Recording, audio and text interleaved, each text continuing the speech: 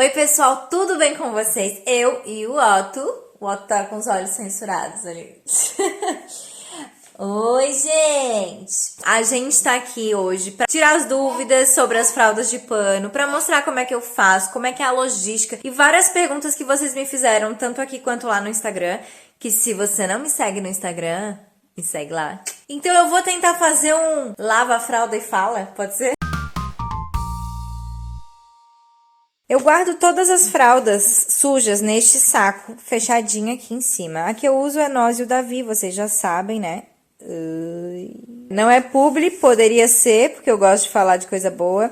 E ela é igual a fralda, por dentro é dry fit e por fora é esse tecido impermeável. Inclusive, o Otto tem uma fralda dessa estampa e dessa. Com esse saco, ele cabe bastante fralda. Eu lavo de 2 em 2 dias. Então, eu vou lavar as fraldas agora na máquina e vou mostrar pra vocês. Antes de começar a falar de outros assuntos da fralda, eu queria dizer que, assim, em relação à lavagem, tem como deixar, ao invés de deixar num saco impermeável, deixar num balde com tampa, num cesto com tampa. E pelo menos a marca que eu uso diz que não é indicado deixar mais de 2 dias. Então eu não arrisco, porque eu tenho 20 fraldas, não quero perder, né? Mas em relação à lavagem, e o que eles indicam? Que a gente raspe o excesso do cocô e depois pode colocar direto na máquina. Tem gente que prefere deixar de molho com vinagre ou só de molho, assim, pra dar uma, né, diluidinha ali. Adivinha se ele ia deixar a mamãe gravar sozinha, ele quer aparecer, ele descobriu que ele é a sensação do meu canal. Como eu sou adepta da praticidade, o que eu faço é simplesmente guardar tudo nesse saco e lavar na máquina. Ai, que nojento! O Otto só mama leite, o cocô dele não tem como tirar o excesso, porque ele é líquido e ele acaba sendo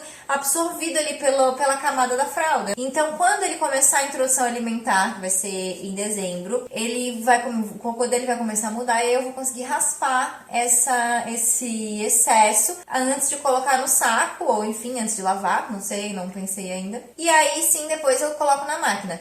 Eu não tenho nenhum problema com isso, com o cocô de leite dele, até porque não tem nem cor nem cheiro de cocô, é outro cocô. É outro tipo, é cocô de neném. Eles indicam primeiro colocar as fraldas e depois fazer uma pré-lavagem e depois colocar os recheios. E só que aí eu tenho algumas fraldas que é aquela Aio, né, que é tudo junto, all in one, que é o absorvente junto com a fralda, então eu já coloco elas agora. Me perguntaram a respeito da marca que eu uso. Pediram um feedback. O meu feedback é que ela é a única que eu comprei, que eu usei, então pra mim ela tá sendo boa. No início, quando o Otto nasceu, eu demorei uns 20 dias pra começar a usar ela. Porque essa marca é a partir de 4 quilos. E o Otto não tinha 4 quilos quando eu comecei. Eu vou tirar os absorventes, ó, primeiro pra fazer a lavagem. O Otto não tinha 4 quilos, então no início vazava um pouco. E só que assim, o suporte é muito bom. E eu acho que todas essas marcas, a menos quem compra na China, talvez não tenha o mesmo suporte, mas de repente entre em contato com uma marca do Brasil pra descobrir como é que faz se estiver tendo algum problema. O suporte deles é muito bom, eles pedem foto, como é que eu tô ajustando e tal, pra realmente dar tudo certo. Então não é aquela coisa que você compra na sorte e se funcionar com você, não. Vai funcionar porque o suporte é bom deles, né? Eles vão ajudar até conseguir sucesso. Então eu tive um pouco de vazamento no início e comecei a me adaptar melhor. Conforme ele foi crescendo, engordando, ficou mais fácil de encaixar na perninha, que era magra, agora é uma tora de uma perna. Em relação à lavagem também, aí eu vou falar bem aleatório, porque daí vocês têm que assistir até o final para ouvir todas as respostas, todas as dúvidas desse universo de fraldas de pano. Então, assim, em relação à lavagem, eles indicam colocar bem pouco sabão. Então, eu coloco equivalente mais ou menos uma colher de sopa de sabão. Eu uso líquido, né? Mas pode ser qualquer sabão. Mas o que aconteceu também é que eu fiz uma besteira no início de colocar muito sabão líquido. Eu coloquei uma tampa e aí impermeabilizou a fralda. E aí tem que fazer uma lavagem anti-resíduos. Tudo isso eu aprendi, eu descobri lá no suporte da marca. Então, quando vaza, geralmente é porque ou está impermeabilizada, porque antes de usar pela primeira vez tem que fazer algumas lavagens para tirar a goma que tem ali no tecido, né?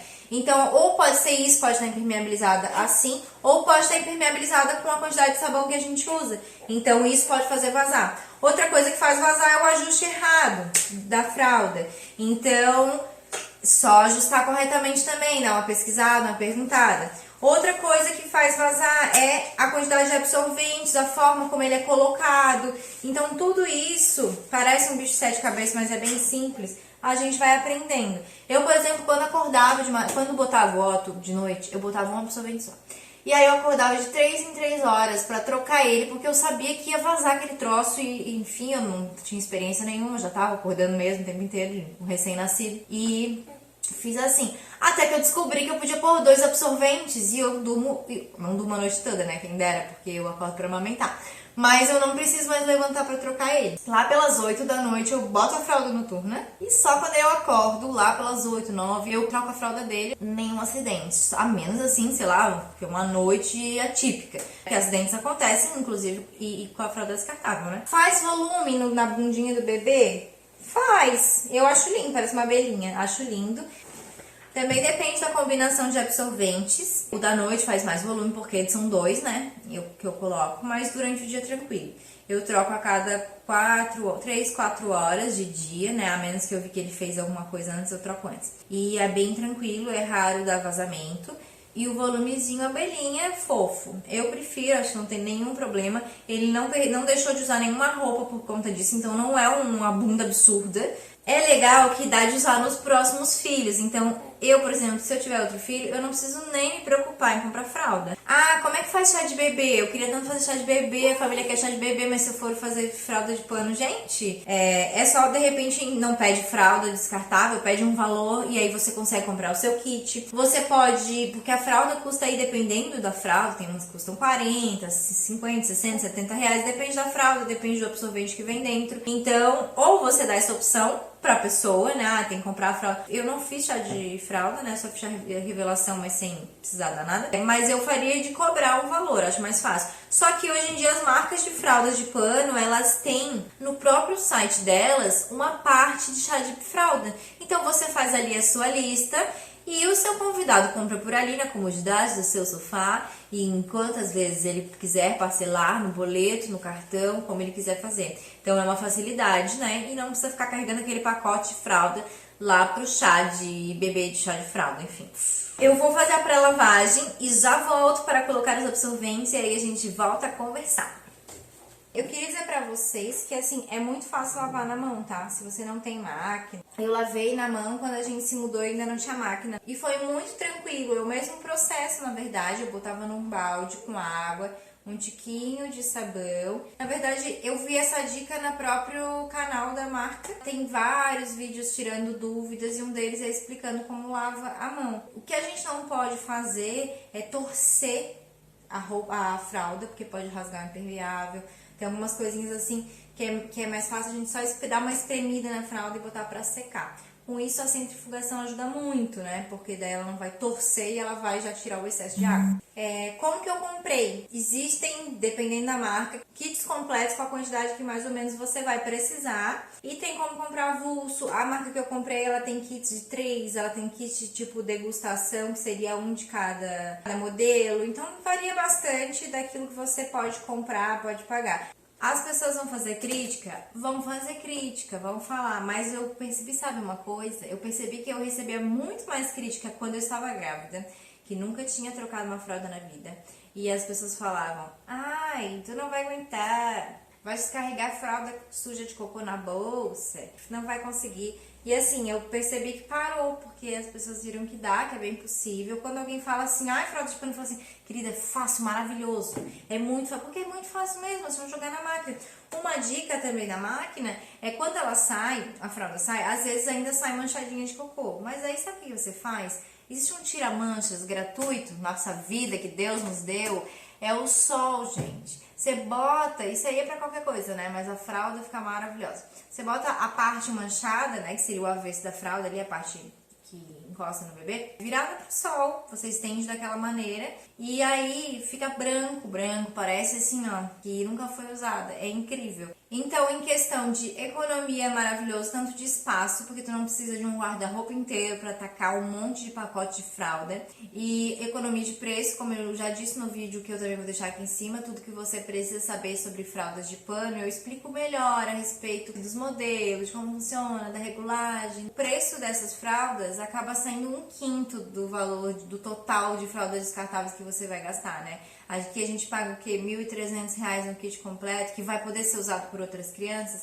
enquanto você vai usar pelo menos 5.000 fraldas, que se saírem R$1 vão custar R$5.000 durante a vida do bebê, de cada bebê, fora o impacto que isso gera no meio ambiente, né? Fora de série.